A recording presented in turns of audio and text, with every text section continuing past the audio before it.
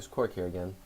So I realized that when I was making these videos that I completely skipped over what the dead zone is and how the mechanics of the dead zone can work in your favor or work against you. So today we're going to be talking about the dead zone, going over what it is. Then we're going to talk about how to manipulate your own dead zone and how to stop other players from exploiting your dead zone against you. And then finally, just to get into a little bit more complicated material, we're going to talk about what melee weaving is. I'm going to show you an example of melee weaving. It gets kind of overly complicated, I think, when people are trying to explain what it is, but on the surface it's very simple what it is. And as you're leveling and controlling your character, you're going to be melee weaving all the time, and you wouldn't even know to call that melee weaving. So to start off with, I'm going to demonstrate what the dead zone is. So from 5 yards away, up to 5 yards away, you can use melee attacks. Meaning that with this creature here, I can use melee abilities. And if I'm farther than 8 yards away, I can shoot the target. However, if I'm between 5 and 8 yards away, I'm too close to attack my gun, and I'm too far away to use a melee ability. So this is what we call the dead zone. And it's a position where you can't use melee abilities or use auto attacks. So that's the basics of the dead zone. That's pretty much all there is to it. If you get stuck in this position, you're not doing anything useful. And so as a hunter, you want to be prioritizing not being in the dead zone, obviously. So I know that the dead zone doesn't exist in retail WoW. So it might be confusing at first, but it's not an overly complicated concept, so we're just going to move on.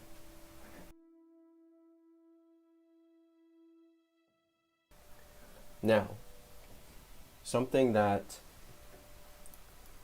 when you create a hunter character and you load into the world, you are being set up for failure. And you're going to have a very corrupted, you're going to have a bastardized conception of what movement means. Because when you load into the game, movement looks like something like this. You can move forward, you run at full movement speed. You can move backwards and you backpedal at reduced movement speed. If you want to turn left, you turn and run forward, just using the arrow keys. If you want to turn right, you turn and move forward. So this is how the game introduces you to movement. And what it's telling you incorrectly is that moving forwards is always the quickest way to get from place A to place B. And you're primed to always be moving forwards and not use your other directionality. This is important because for a hunter, because the dead zone, to get out of your dead zone, I'll show you an example. The game is telling me that if I'm too close to auto attack, I should walk backwards. Because based on the game's keybinds, to turn around, I'd have to use my arrows to turn around, move backwards, turn around again. But this is not the way you should be managing your dead zone. Now, I'm not going to tell you how to use your own keybinds. You're going to have to do what's comfortable for you. But what I do is I hold down both my mouse buttons to move forwards. And by moving my mouse, I can rotate my character instantly. In fact, I can turn my camera and hold down both my mouse buttons and instantly turn. So I can get in and out of my dead zone quickly by turning instantly and moving at a fast movement speed the whole time. I put on Cheetah to show that. Now this is better. I can turn instantly to move in and out of my dead zone, but I'm still having to turn my character.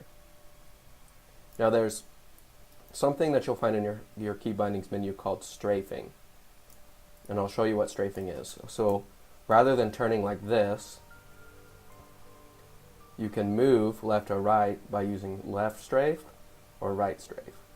And the important thing about strafing is that you run at full movement speed, like you're running forwards, but back and forth. So by manipulating your camera and your strafe, you saw me kiting in my first video where I was strafing backwards and shooting. And I'll show you what that looks like. So I can begin attacking, I can strafe, and shoot. And I'm kiting backwards by strafing. And I'm running at full movement speed this entire time. So you never want to be backpedaling because you're losing movement speed. Now, it's a hard habit to break, especially because in video games the natural thing to do is use the back arrow and back up. What I do is I just unbind my backpedal key. And that's the best way to break your habit, is if you go to backpedal, you can't, and then you learn how to turn. Basically, it forces you to use other ways of movement instead of relying on backpedal. Because it's easy to say, oh, I just want backpedal. But when shit gets serious, you're going to, out of habit, you're going to want to backpedal. But if you go to backpedal and it's unbound, you're going to be forced to use other movement options. And this is very important because as a hunter, you're introduced being told that moving forwards is always faster. But you should be able to move in all directions at full movement speed by using the strafe keys and simply turning your camera. So I hope that makes sense.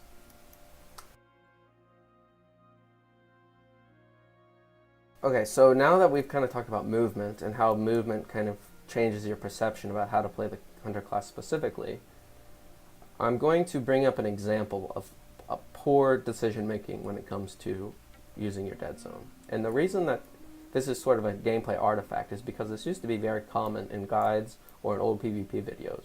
And that is that when you want to engage with something in melee combat, you should run through them. And I'll show you an example on this bear real quick. I'll show you what I mean. So if I'm just standing here and I get into melee combat, you'll see a lot of people run through the target, wing clip it, and run out the opposite side. Now this, I've accomplished my task. I've stayed in melee range for as little as possible, and I've made the space. I've gotten out of my dead zone.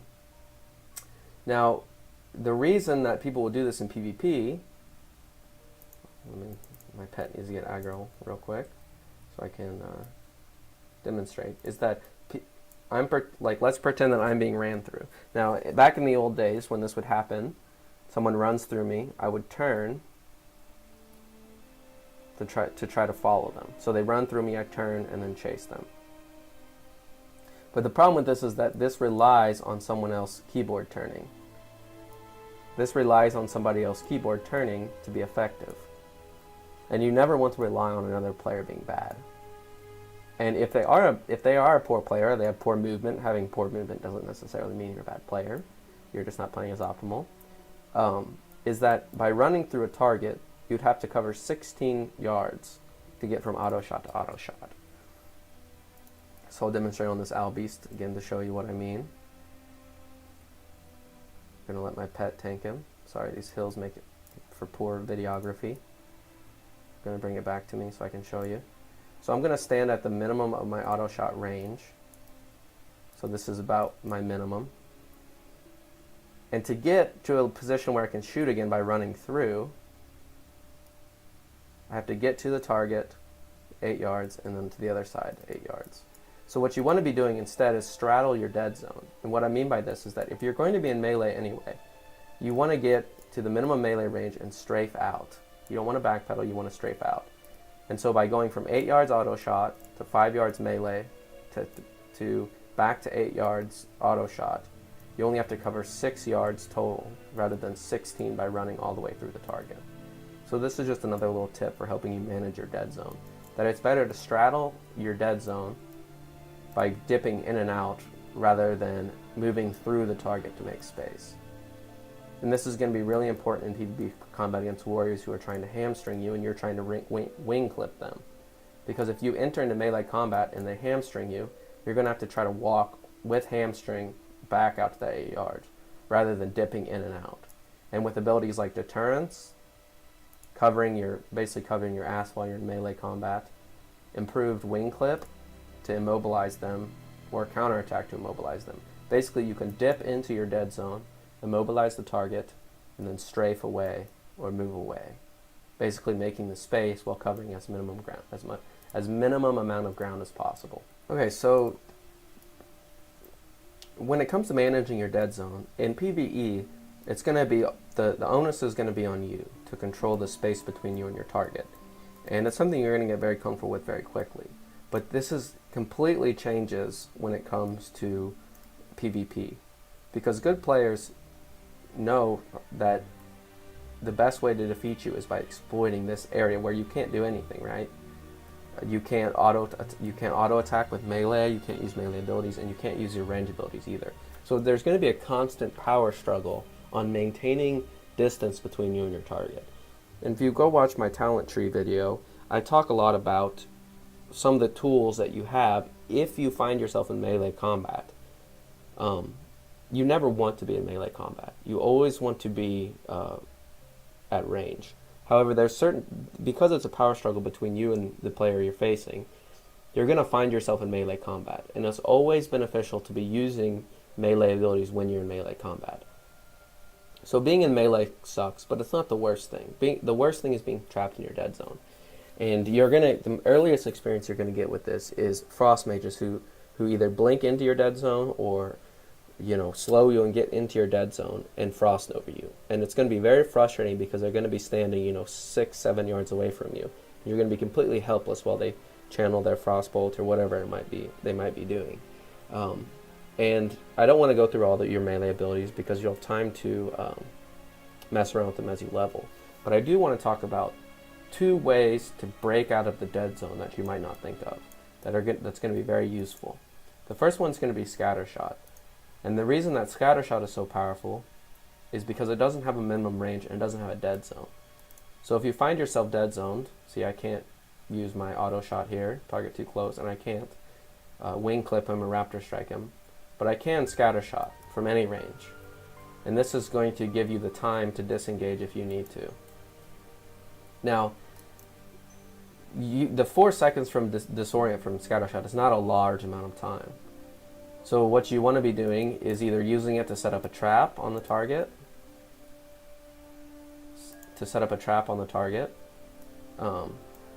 or to interrupt something. So if a frost mage frost nova's you, he's going to sit in your dead zone and he's going to try and get the most amount of grace time to get off of big damage in a building. And this usually means casting a max rank frostbolt or fireball or whatever it may be.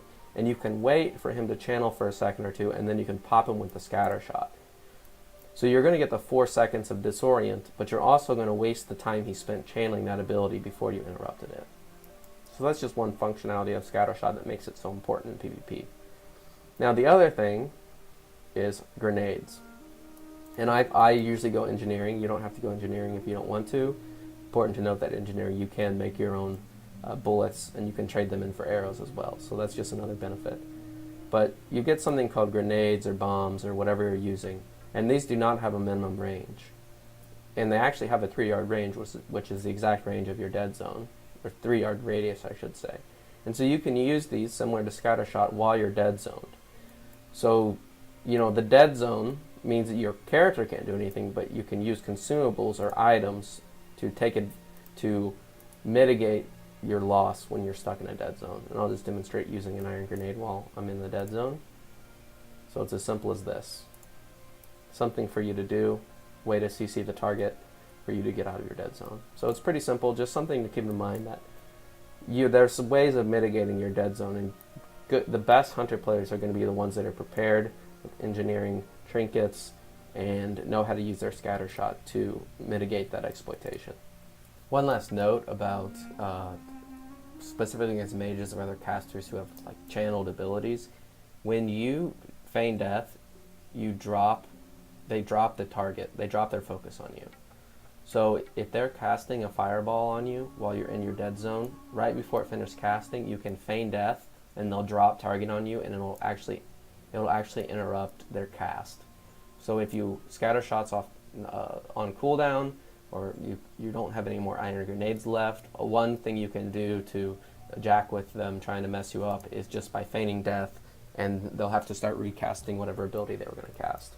Obviously that is very situational, and it's situational, but when you're stuck in your dead zone, you're going to be fighting for any way to break out of it. And that's just another thing you can take advantage of, is using your feign death to drop targeting.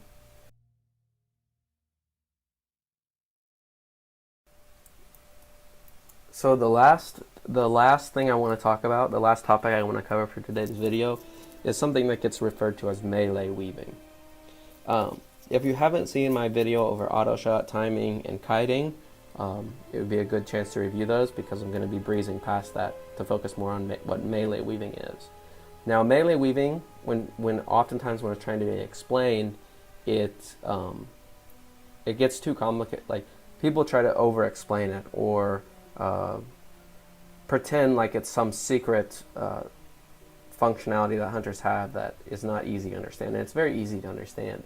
And you'll actually be melee weaving as you level without knowing that that's what it is. So I explained that you have auto shot timer where you can move. I'll show you here. When the bar is white, I can move, I can jump without interrupting it. And that's when you'll also be using things like multi-shot and aim shot when it's white, because it's not going to interrupt the cooldown in your auto shot. So melee weaving is simply using melee abilities during the same period of time. So you're not interrupting your auto shot timer and you're getting more damage off. And the reason this works so well with hunters is that Raptor Strike does not share a global cooldown, and it queues up on your next auto attack. So similar to when I talked about managing your dead zone, by dipping in and out of melee combat to wing clip, instead of dipping in and out to get a wing clip off, you're going to be dipping in and out to get off a Raptor Strike. And this sees use in PvP and PvE, and it's just a way to min-max your character. And there's only one way, you only have to think about it one way. And that is, if you can't do anything, if you can't use any other ability, and your auto shot's off cooldown, anything you do during that period is going to be a DPS increase. And because Raptor Strike queues up on your next auto, you can dip into melee range, get a Raptor Strike off, and then dip back out to auto attack range. And I'll show you an example of this. So I'm going to get as close to the target as I can, so there's minimum dipping time. So I'm going to aim shot, auto shot, multi-shot, auto shot, Raptor Strike. And it was parried, but you get the idea. And by dipping in and strafing out, and this time I'm going to do it because these mobs have low HP, so you're not really seeing the full thing. I'm going to mix it up and just show you how to use it without clipping. So I'm going to get close to my target. I'm going to multi-shot. I'm going to get my next auto off. I'm going to Raptor Strike, strafe out, auto shot, aim shot. Now, similar to my rotation guide, I'm showing you the building blocks of how to do it. And if you stick to the principles of it not clipping as much as possible, melee weaving comes naturally. And the most use you're going to get out of it is in dungeons where there's fewer mechanics that you have to avoid. Because you can dip in and out of melee combat without having to worry about, avoiding mechanics. Now in raids, there are certain encounters where you can do this, where your positional awareness doesn't have to be as high, and so you can afford to be close in melee range. But it's very limited because most of the time you're going to want to be in a safe position to avoid certain mechanics or where it would be dangerous to be dipping in and out of melee combat. So that's just a brief primer on melee weaving, what it is. Just stick to the principle that while your auto shot timer is reloading and your aim shot and multi-shot are on cooldown, anything you can be doing during that time period is a DPS increase. And so I'll put a link in the description of someone who really goes into melee weaving and the idea of playing that when you're playing a hunter, you can kind of fulfill like an Aragorn type of role where you have a bow, but you also have a sword. So you can take advantage of the fact that you have melee damaging abilities by using them when you can't be using any of your other ranged abilities. That's pretty much all there is to it. Of course, you can get really, really fancy with this. And it's just another way to min-max your character. I also prefer using two-handed weapons as a hunter because similar to having a slow ranged weapon, having a slow two-handed weapon means that the less connection I have with the target, the more I can maintain damage because my damage is going to be coming in big bulks. So here I'm using Barbarous Blade. That means that while I'm melee weaving and I dip in for a Raptor Strike, I'm going to be doing more bulk damage. So with dual wielding or with faster weapons, because you can't afford to be melee weaving off every melee auto attack, the way you maximize the damage during melee weaving is using a slow weapon. Similar to how you want to use a slow weapon while you're kiting, because you can remove more to get the full damage, because there's more of a grace period, there's more of a cooldown period. I hope that makes sense. Of course, if you want to get more into melee weaving, I encourage you to check out the link. While you're leveling, just remember that if you're in melee range, there's no reason not to use Raptor Strike, because all it costs is mana, and it only increases damage. And if you're in melee range anyway, you might as well be using it. So that's it for today's episode. So a brief word on Tauren hitboxes and auto attack ranges. It has been confirmed for Classic WoW that Tauren do have bigger hitboxes than vanilla WoW. This is estimated to be about 2 yards range. So what this means, you can see by this picture, is that I have an orc up here, if you follow my cursor. Now the orc, this is the standard hunter, so you could put night elf here, you could put dwarf here, it doesn't matter. And then we have our Tauren. So the most important thing to note, to realize from the increased hitbox, is that Tauren hunters do not have a smaller dead zone or a bigger dead zone. It's just been displaced 2 yards. So where the standard hitbox is from 5, the standard dead zone is from 5 yards to 8 yards, the Tauren dead zone is 7 to 10 yards. So the entire thing has just been displaced, and his melee range has been increased. So this can be used to your advantage, or this can also be exploited. The most common use you'll get out of it is that people that are unpracticed on dead zoning Taurens they'll try to stand 6 yards away. So against a standard hunter, standing 6 yards away from you places them squarely in the center of your dead zone. But if they try to do the same thing with a Tauren hunter, you'll actually still be in auto attack range of the Tauren hunter. So while you can't rely on them messing up and misjudging your dead zone, it definitely is there, it's real, and they're going to have to make a conscious effort of judging your dead zone based on the fact that you're a Tauren. Another thing is that Tauren actually have a larger auto attack range because the range is calculated based on your hitbox. So a Tauren could hit the same target from further away than an orc because of this 2 yard increase on their hitbox. One note about this will be the last thing before the video ends, is that Tauren can attack things from further away, but they can also be attacked from further away. So a Tauren hunter and a night elf hunter would always be able to shoot each other, because the Tauren can attack from further away, but it can be attacked by the night elf from an additional distance away. So the only time this range goes into play is when you're both attacking a target. The Tauren will be able to hit the target from further away. I also completely got to mention why this is why many people consider this disadvantageous, and that's because while your dead zone is displaced and it's not smaller or larger, it just means that you have to be at least 10 yards away from a target to attack it. And this can be really annoying in dungeons or when you have a small amount of space. There's situations where the tank might pull a group of mobs into a position where if you try to back up, there's not enough space for you to back up to get enough range. So just to note, this can be very annoying for Tauren players in small spaces, just because you have to be at least 10 yards away to even auto shoot. Taurens get kind of a bad rap as far as racials go, but Warstomp's really powerful, and their HP racial actually stacks with the survival talent that also increases your HP. So it's different. It's definitely different than the other races. It takes some getting used to, but because it's unfamiliar, you can use this to your advantage. So if you have been dissuaded from playing Tauren due to this change, I would instead encourage you to think about the possibilities that this difference makes.